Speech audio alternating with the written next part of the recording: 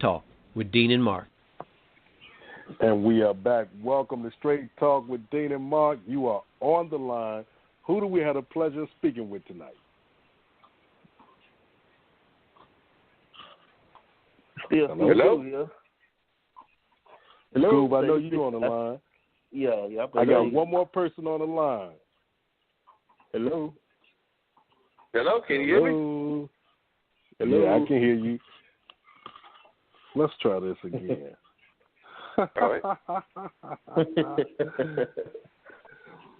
Good evening. You are on the line with Straight Talk with Dean and Mark, and Scoob Doo is in the studio with us. Who else is on the line? I'm on the line, I guess, man. I don't know, man.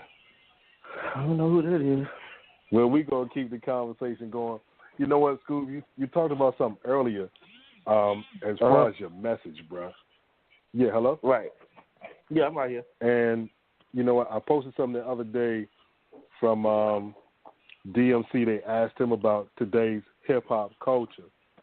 And he said, right now, why do you think that they said, you know, rap is the number one genre of music? The last time they did that, they were talking about disco and how people would come up with the parties and the gold and the drugs and the women and the sex and all of that stuff. And then, with the snap of a finger, disco was gone. Mm-hmm. One night they went to sleep, disco was the thing. They woke up the next day, they said, yo, disco sucks. It doesn't matter, it's nothing.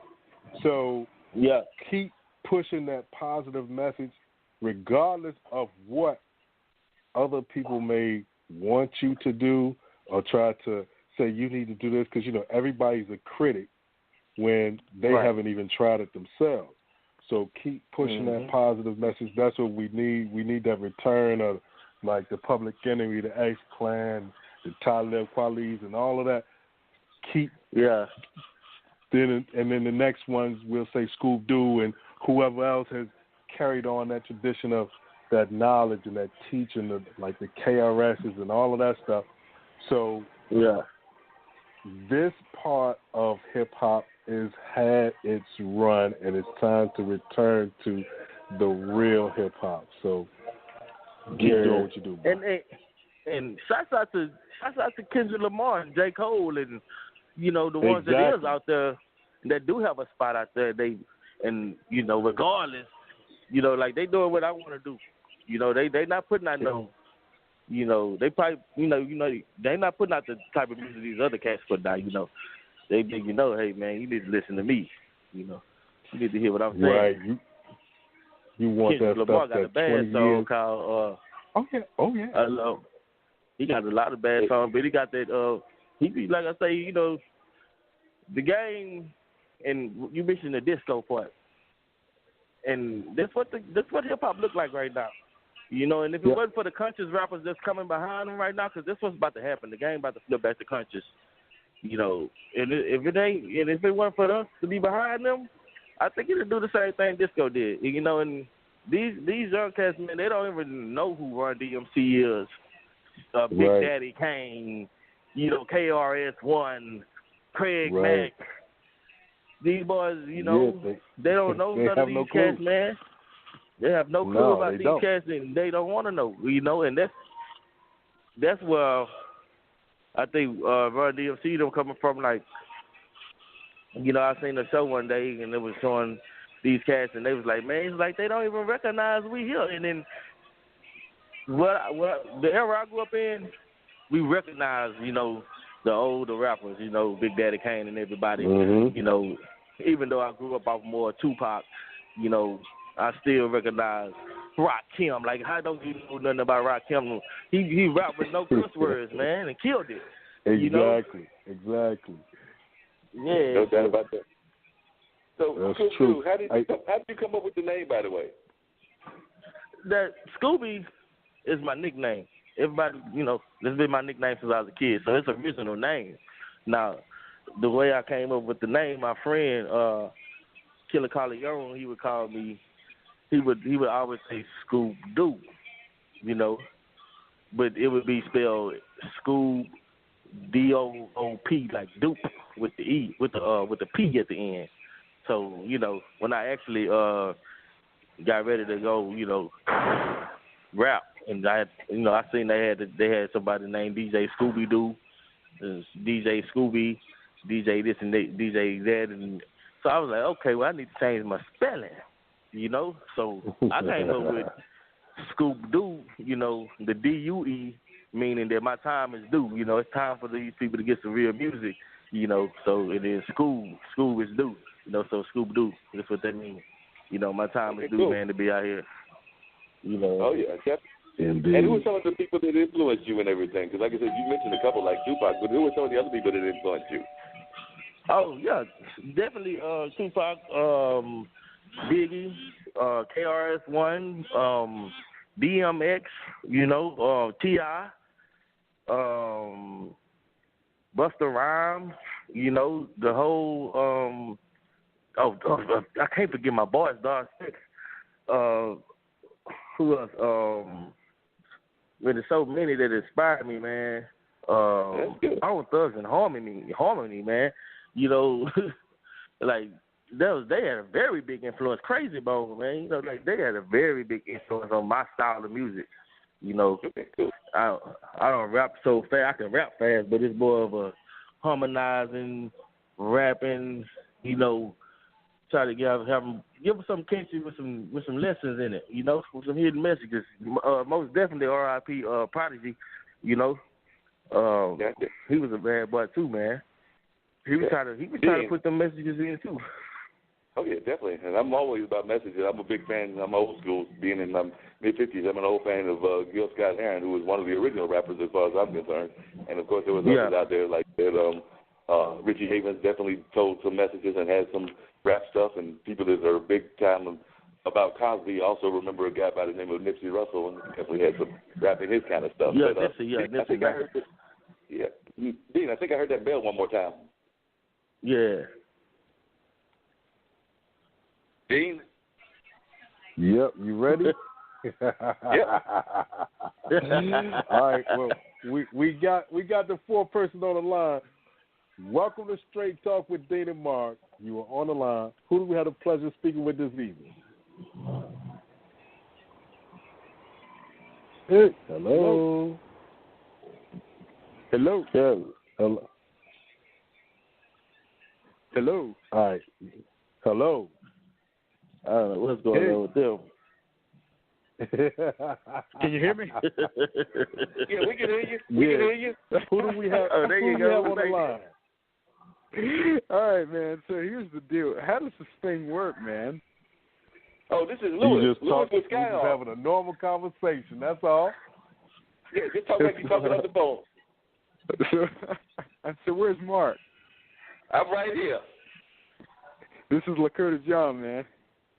Hey, Lakota John, how are you doing? Lakota John is a big-time performer. He was supposed to have joined us last week, but he is a Native American performer that does blues and does all kinds of great sounds. So we've been having all kinds of musical folks here, and we got Lakota John on. Lakota John is been making some noise in the music industry for a while with his particular brand, blues. So just tell a little bit about what you've been up to and about what the music means to you. Because like I said, you definitely a blues artist, but you also incorporate some of your native music as well. Oh, yeah, absolutely. Well, man, when I started playing music, or actually before then, I was listening to all of my dad's music, which consisted of Little Feat, Allman Brothers, Skinner, Jackson Browne, Bonnie Raitt. I mean, the list goes on and on. And, I heard the song Statesboro Blues by the Allman Brothers live at Fillmore East. And I was like, man, that's so cool, Dad. What is that sound? And I'm probably about 8 years old now, 9 years old. And I'm like, Dad, what is that sound? Well, this kind of became, and I am going to tie in roots and the native thing, but also with the blues and what it means to me and what I've done. But anyway, so starting out, my mom and dad bought my sister a guitar, but she didn't want to play it. She wanted to play violin. And so I picked up the guitar, because she wasn't playing it. And this is, during the time where I'm listening to all my dad's stuff, and I hear Statesboro Blues. I'm playing guitar about a year and a half now, and I hear that song, and I said, Dad, what's that? He said, that's the slide. I said, the what? He said, the slide. I said, well, what is that? He said, well, it's this thing that you put on your finger, and it supposed to like mimic a human voice. It's its own instrument in a way. And he said, but it's very difficult. You may want to master the finger style first before you start attempting a slide. I said, okay. Well, so I was very adamant about doing the slide. So he gave me a socket, and he fit it to my pinky. I'm about 10 years old now. And he fit it on my finger, and man, in a week, I learned the intro to Statesboro Blues that I heard from all my brothers. And then at that point, I just started digging. And I'm like, okay, well, all this music's cool, but who did they learn from? Like, where did they get this? I mean, because obviously I've been playing, maybe I understand music, and I understand that I hear things from other people, so I'm like very curious, well, where does it come from? And so about this time, fast forwarding about 12 years old, I was awarded 3 scholarships to attend the Blues Festival at Port Townsend, Washington. And basically it's like a week-long camp, like a summer thing, and they have people of all ages there.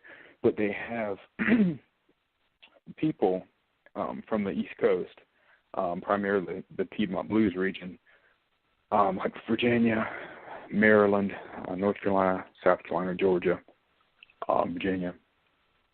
But so they have these guys out there teaching Piedmont Blues. And to talk a little bit about Piedmont Blues, kind of where it derived from, back in the mid-1800s to late 1800s, they had all these bands. I mean, these marching bands were like huge at this time. And so you have the tuba bump bump bump bump, right? And then you have all of everybody else is just accompanying him, and it's very, like a staccato type rhythm. Everybody's so. When Scott Joplin hit the scene, the late 1800s, he was incorporating that same beat bop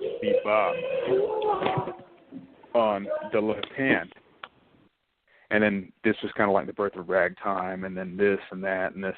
But being talking about a Piedmont blues musician in Durham, North Carolina, in like the early 1900s, well, you probably, and on top of that being blind, your family may have gotten up enough of money for you to buy an instrument because you could not work a factory job.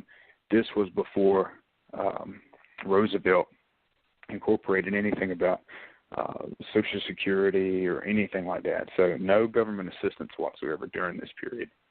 But anyway, so he's obviously hearing this music because it's like the parents of today. Their kids are riding around listening to Drake, and they want them to shut it off. Well, that was the same thing back then. Like, turn off Scott Joplin, turn off all that. Well, with a blind musician, he was a one-man band, usually because it's easier to lug around a national resonator than it is a baby grand. And so a lot of these little groups, string bands, essentially derived from it, jug bands, and all of this, of it, like 19s, about 20s, all throughout that era. So that's kind of like the history of some of what I got into from the Allman Brothers. But so I started playing and touring and traveling after the scholarships, and